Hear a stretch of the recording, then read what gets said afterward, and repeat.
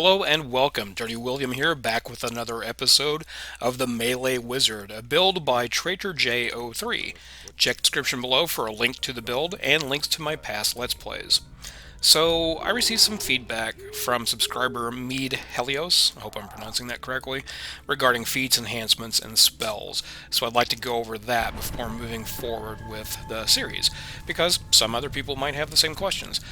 First, the Augment summoning feat taken at level 1. That feat gives a bonus to hirelings and, more importantly, the skeleton pet that you'll see in this video. This feat was taken according to the build and helps with DPS.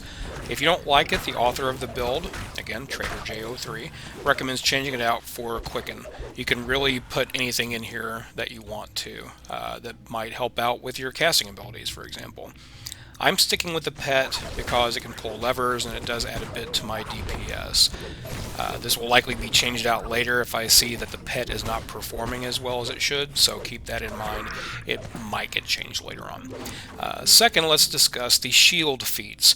I've never played a character using a sword and board, so this is new to me. I do have a warlock that uses a shield, but it's a little bit different than a melee character using a shield.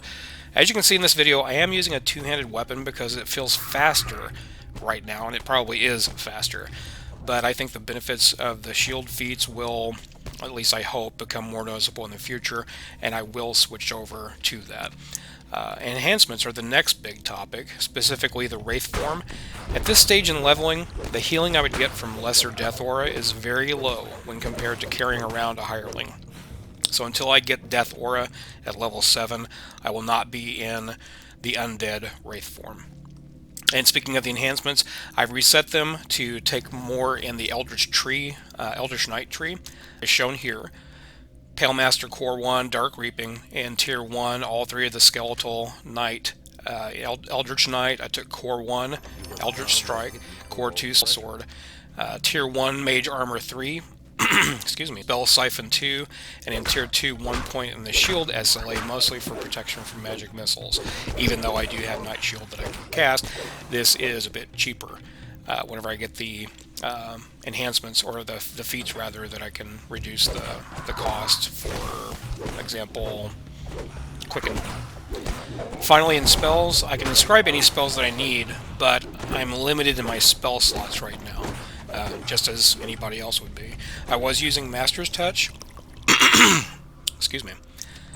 I was using Master's Touch to use martial weapons, but the Spellsword enhancement grants me martial weapon and light armor proficiency, so I'm now slotting in Featherfall in the Master's Touch slot.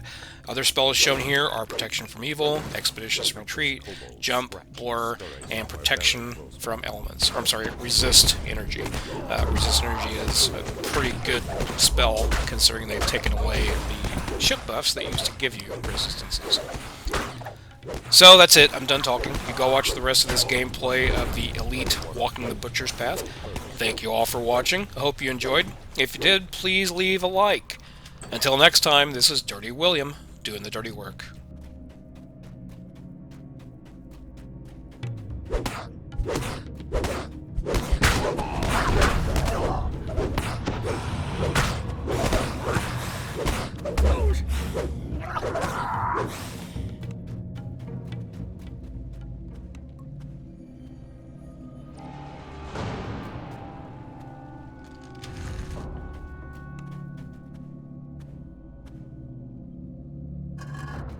The stench is worse in this room. In the hallway, you see a powerful-looking troglodyte. You have slain the troglodyte champion.